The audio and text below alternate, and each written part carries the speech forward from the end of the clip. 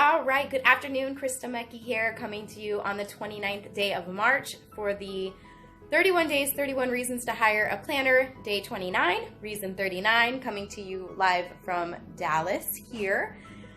So what I came up with today, one of the tips that I had, again, going back to my notes, but one of the tips that I had is that your planner can review contracts, interpret them for you, and also negotiate on your behalf.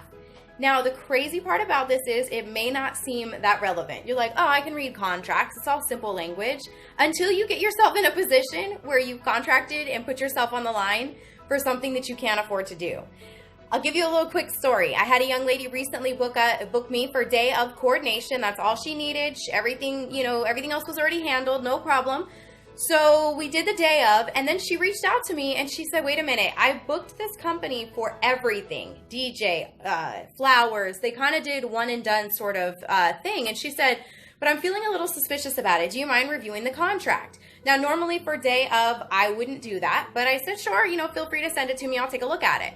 I found some red flags that were very serious, and she was going to be getting so little of service and was already at the peak of her budget.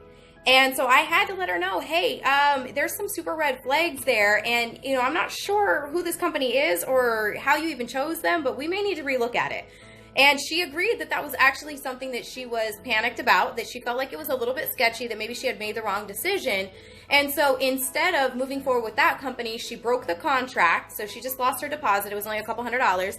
And she actually upgraded her package with me to more of a hands-on kind of in-between full-service planning. Now, what's important about that? What's important is, one, I was able to see the red flag right away because I've seen contracts, I know companies. I can tell when a company is legit and worth the money and when they're not. So that was one. And two, when we started working together, I was able to actually connect her with some of my vendor partners. So she actually ended up getting better quality service for less than what she was about to spend on this other company.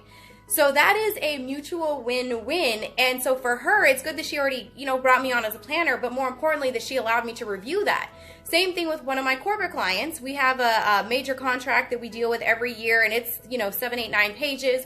Truthfully, I don't like reading them, but I've read enough now to know when we need to make changes to ensure our best interest. And so because I've seen them enough, I've been able, and any other professional planner could do this as well, but be able to look at it and know when you need to put a clause in that's for your best interest. Oftentimes when you're booking venues, it's quite frankly for their best interest, which means if anything cancels, so we had a situation in Puerto Rico prior to the hurricane. This was an event we did last year. And, there is a force majeure in the contract, which basically means if there's an act of God, like a hurricane, the other party is able to cancel without any flaw. Well, in addition to that, legally, they can be held responsible, the hotel can be held responsible for any fees that you occur to have to rebook, whether it's a force majeure or not. And so because I knew that from being a knowledgeable planner and going to industry events and getting the education, I was able to relook at that contract, we rework some things, and even set our contract better for the next venue in case we had, God forbid, an act of God again.